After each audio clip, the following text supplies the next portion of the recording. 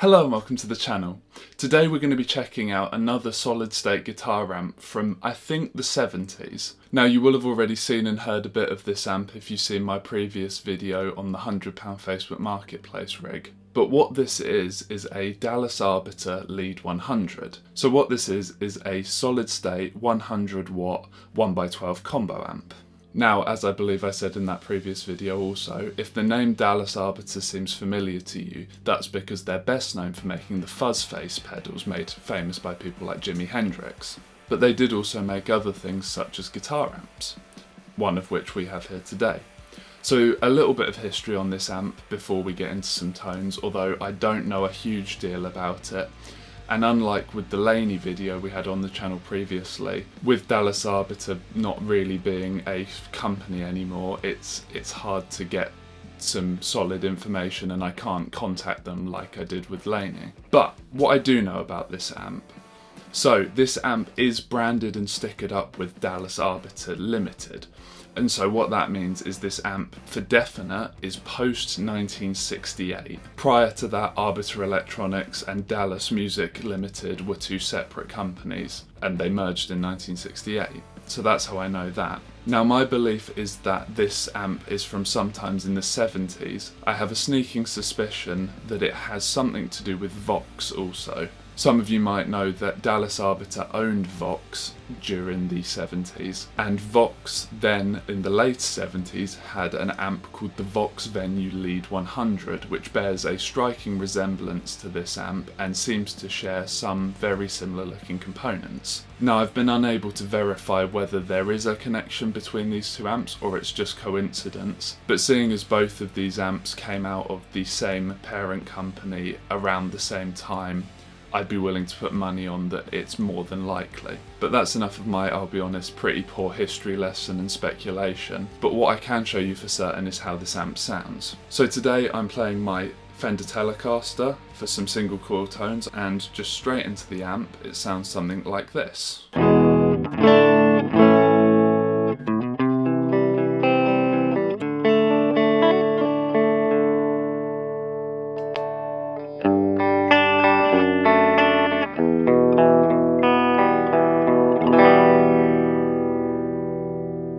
So as you can hear, it's quite a nice, bright, clean tone, and some might say it's a little bit reminiscent of a Vox. So as you probably heard at the end there as well, this amp also has a built-in spring reverb.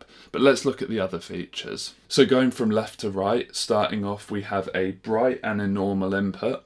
Again, very similar to what you'd find on a Vox.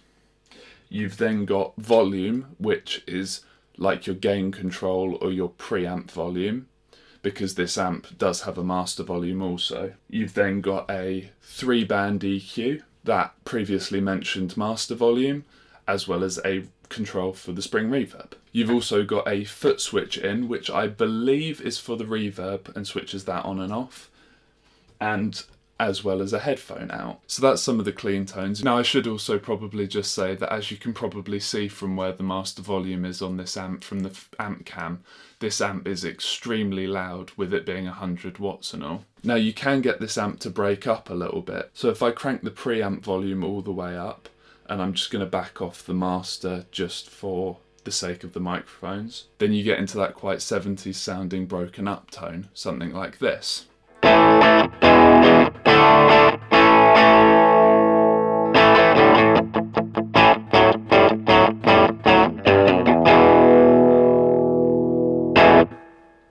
And I think, especially for a solid state amp, that broken up tone is pretty good. But you're now probably wondering, well, can you get more distortion out of it with pedals? So I'm going to just back the volume back off a little bit, and then we'll hit the front of it with some pedals and see how it handles those. So for the pedals, my bass tone sounds like this. And now if I kick in just a Tube Screamer style overdrive with the level maxed out and a tiny little bit of gain, it sounds something like this.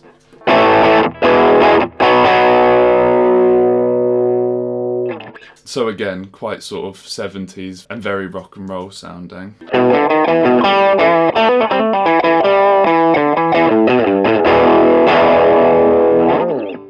So let's kick it up a notch. Now I'm going to kick in a Noble's ODR1 with the gain on about 7, and that sounds something like this.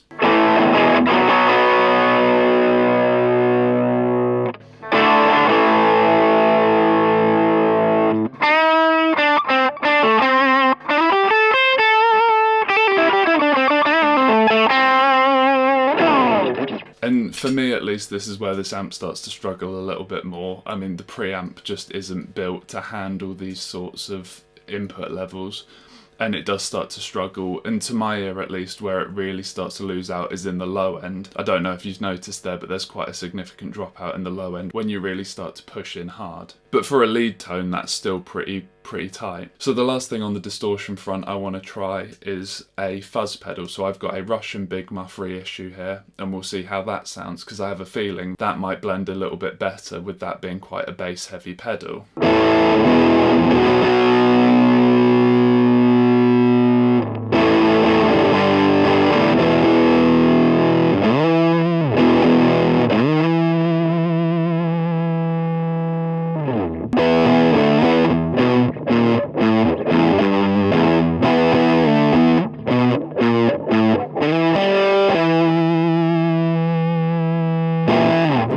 So for me at least, that works a little bit better and you get a lot more low end out of it.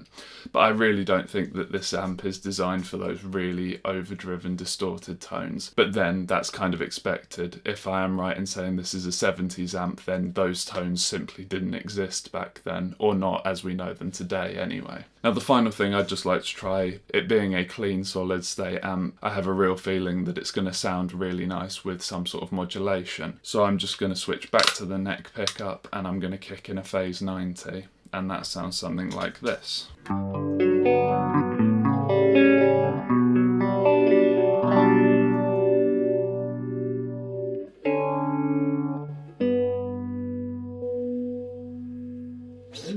So I think that demonstrates that really what this amp likes best is sort of cleaner tones and a bit more of an edge of breakup.